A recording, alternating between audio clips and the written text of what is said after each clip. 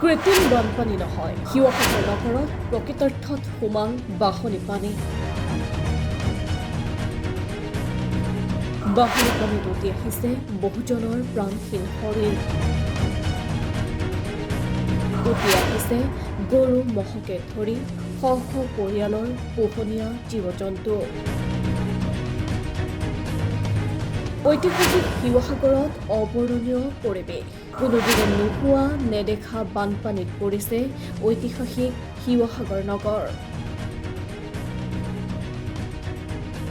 চৰাইদেউ জিলাৰ বিভিন্ন প্ৰান্তৰ গ্ৰামাঞ্চলৰ পিছত শিৱসাগৰৰ নগৰাঞ্চলত বানে লৈছে সংহাৰী ৰূপ। চিন্তিত হৈ পৰিছে নগৰীয়া ৰাইজ তথা ব্যৱসায়ীসকল। যোৱা কালিৰে পৰা দৰিকাৰ আৰু দিখৌ আৰু দিচাঙৰ যি তাণ্ডৱ বানৰ তাণ্ডৱ, তাত সমগ্ৰ শিৱসাগৰৰ প্ৰায় 14টা ৱাৰ্ডেই প্লাবিত হৈছে।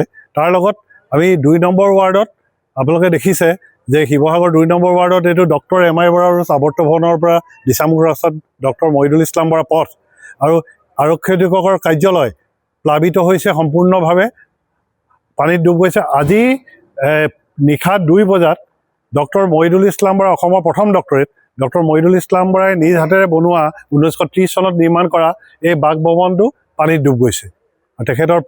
তেখেতৰ মানে বোৱাৰী ৰেজিনা বৰা আৰু তেওঁলোকৰ বৃদ্ধ পৰিয়াল আছে, এই বাসভৱনতে আছে।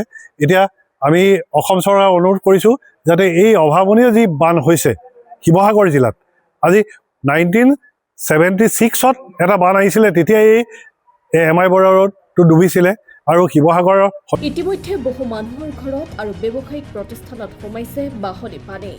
মঙলবাৰৰ পৰা নগৰখনত বৃদ্ধি হৈছে পানী, সৃষ্টি হৈছে অনাকাংক্ষিত পৰিস্থিতি। ওখ ঠাইত আশ্ৰয়ৰ বাবে ঢাপলি মেলিছে নগৰখনৰ সকলো জনতা। বাঢ়নী পানীত ডুব গৈছে শিৱসাগৰ আৰক্ষী অধীক্ষকৰ কাৰ্যালয়, ন্যায়পালিকৰ কাৰ্যালয়, BG ৰোড, ষ্টেচন চাৰিআলি, AT road, hospital road, Jamuna road, M I. Bora পথ, মানুহৰ বাসগৃহ আৰু ব্যৱসায়িক প্ৰতিষ্ঠান। উল্লেখ্য যে শিৱসাগৰ চৰাইদেউৰ একাংশ স্থানত সামান্য উন্নত হৈছে যদিও কোনো স্থানত পানী কিছু পৰিমাণে কমিছে, কিন্তু ইয়াৰ পাছতো আঁতৰা নাই ৰাইজৰ দুৰ্দশা। পানী কিছু পৰিমাণে হ্ৰাস পোৱাৰ পিছতেই সোণাৰী, নাজিৰাকে ধৰি ভিন্ন প্ৰান্তত উদ্ধাৰ হৈছে বানপানীত সন্ধানহীন হোৱা 10গৰাকীৰো অধিক লোকৰ মৃতদেহ। বৰ্তমানলৈকে বানে প্ৰাণ লৈছে 31জনকৈ লোকৰ। বিগত 3টা দিনত 7খন জিলাত প্ৰাণ হেৰুৱাইছে 27গৰাকীকৈ লোকে। সৰ্বাধিক মৃত্যুৰ হাৰ শিৱসাগৰত বানত 14গৰাকী লোকৰ মৃত্যু। বলিয়া বানত ঘৰ দুৱাৰ হেৰুৱাই সৰ্বশ্ৰান্ত হোৱা লোকে এতিয়া টুকিছে চকুলো। আজি বানপীড়িতৰ কাষত উপস্থিত হৈ পৰিস্থিতিৰ বুজ লয় ৰাজ্যৰ মুখ্যমন্ত্ৰী ডক্টৰ হিমন্ত বিশ্ব শৰ্মাই। চৰাইদেউ, শিৱসাগৰ আৰু যোৰহাট জিলাৰ বান ক্ষতিগ্ৰস্ত ৰাইজক লগ পাবৰ কাৰণে আহিছিলোঁ। বিশেষকৈ চৰাইদেউ, নাজিৰা, শিৱসাগৰ এই তিনিওটা স্থানত ৰাইজৰ বহুত কষ্ট দেখি সঁচাকৈয়ে মনটো বহুত আমি সকলোৱে কষ্ট পাইছোঁ। কাৰণ এনেকুৱা বানপানীৰ বিভীষিকা এই জিলা দুখনে আগতে কেতিয়াও পোৱা নাছিল। যি কাৰণতে নহওক কিয় এইবাৰ অভাৱনীয় বানপানী হ'ল। মানুহৰ ঘৰৰ ছালৰ ওপৰেদি পানী গৈছে, কেইবাজনো লোকৰ মৃত্যু হৈছে, ঘৰ বাৰী ভাঙি গৈছে, পশু ঘৰত থকা গৰু ছাগলীৰ মৃত্যু হৈছে আৰু ৰাইজৰ মাজত এক অবৰ্ণনীয় ৰাজ্য চৰকাৰৰ ফালৰ পৰা মই সকলোকে ইমানেই ক'ব বিচাৰোঁ যে আমি ৰাইজৰ লগত থাকিম আৰু যিমান পাৰোঁ আৰ্তজনক, বানপানীত ক্ষতিগ্ৰস্তজনক সম্পূৰ্ণভাৱে সহায় কৰাৰ চেষ্টা কৰিম। ইতিমধ্যে আমাৰ মন্ত্ৰী বিমল বৰা, সুশান্ত বৰগোহাঁই ইয়াত আছে, স্থানীয় বিধায়কসকলেও কাম কৰি আছে আৰু মই এতিয়া জিলা আয়ুক্তৰ লগতো বহি কি তেওঁলোকৰ অসুবিধা আছে, গুৱাহাটীৰ পৰা কিবা সুবিধা লাগিব নেকি, গোটেইখিনি মই কথা পাতিম আৰু যিমান পাৰোঁ ৰাইজক সহায়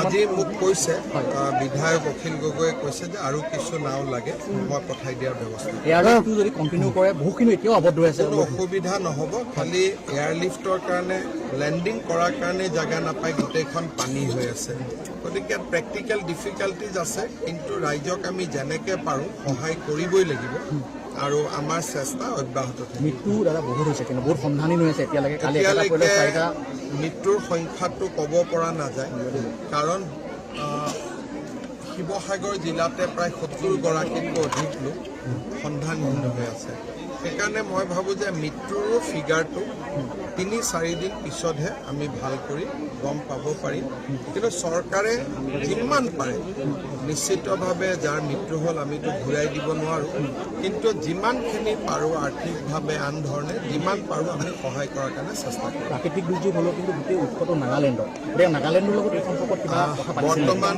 এতিয়া ক্লাউড বাজ হৈছিল নাগালেণ্ড চৰকাৰে আমাক জনাইছিলে কিন্তু এটা প্ৰশ্ন মনত থাকি যায় যে অকল ক্লাউড বাষ্টৰ কাৰণে ইমান পানী হৈছে নে তাতে আন কিবাও কথা আছে গতিকে অকল কেইটামান দিন পিছত তাতো মানুহৰ ক্ষতি হৈ আছে কেইটামান দিন পিছত নাগালেণ্ড চৰকাৰৰ লগত আমি কথা পাতিম কাৰণ এইবাৰ হ'ল আগলৈকে যাতে নহয় সেইটো গুৰুত্বপূৰ্ণ কথা সেইকাৰণে তাতনো কিহৰ কাৰণে এইটো হ'ল সেইটো জনাৰ খুবেই প্ৰয়োজন আছে আৰু নাগালেণ্ড চৰকাৰৰ লগত আমি কথা কেন্দ্ৰৰ পৰা বিশেষ পেকেজ কেন্দ্ৰৰ পৰাতো সহায় কোনো অসুবিধা নাই ইয়াত এটা তেওঁলোকে নীতি নিয়ম বান্ধি দিছে তাৰ ভিতৰত যিমান টকা লাগে আমি দি থাকিব পাৰোঁ সেইকাৰণে বৰ্তমান আমাক 150 কোটি টকা খোজাৰ প্ৰয়োজন নাই আমি নিজেও কৰিব পাৰোঁ কাৰণ কেন্দ্ৰই আমাক 5 বছৰৰ কাৰণে এটা পুঁজি থৈ দিয়ে আৰু তাতকৈ যদি সেইখিনি শেষ কৰাৰ পিছত যদি আৰু পুঁজি লাগে আমি কেন্দ্ৰক ক'ব লাগে বৰ্তমান আৰম্ভ হোৱাই নাই খৰচ কৰাটো আৰম্ভ হওক তাৰ পিছত যদি লাগে কেন্দ্ৰই দিব কেন্দ্ৰৰ পৰা টকা পোৱাত কোনো অসুবিধা নাই এইটোতো স্থায়ী ব্যৱস্থাৰ কথা এনেকুৱা য'ত বানপানী হৈছে তাত আমি মথাউৰি বনাইছোঁ ভগৱানৰ আশীৰ্বাদত এইবাৰ সাধাৰণতে বানপানী হোৱা জেগাত এটাও মথাউৰি বনাই ৰাইজৰ ইমান ক্ষতিও হোৱা নাই এইটো এটা আগতে নোহোৱা নোপোজা ঘটনা এতিয়া ইয়াৰ প্ৰতিকাৰ কি জানিবৰ কাৰণে প্ৰথম বেমাৰটো বুজিব লাগিব যে নাগালেণ্ডত কি হৈছিলে কেইটামান দিন ৰখিলে আমি গোটেই কথাখিনি গম খুব কম সময়ৰ ভিতৰতে অসম চৰকাৰে দ্বিতীয়টো প্ৰাকৃতিক দুৰ্যোগৰ সন্মুখীন হৈছে যি আছে আমিতো জানোৱেই যে অসমত বানপানী আমাৰ এটা এৰাই চলিব নোৱাৰা সমস্যা আমি সাজু হৈ থাকিব লাগে 375 দিন ৰাইজৰ লগত আমি থাকিম শিৱসাগৰৰ সমান্তৰালকৈ গোলাঘাটতো বানে লৈছে ভয়াৱহ ৰূপ বানৰ কবলত জিলাখনৰ 133খনকৈ গাঁও যোৰহাটত কিছু পৰিমাণে বানপানী হ্ৰাস পাইছে যদিও এতিয়াও বানৰ কবলতে আছে জিলাখনৰ বহু ঠাই ব্যুৰ' ৰিপৰ্ট পিপলছ টিভি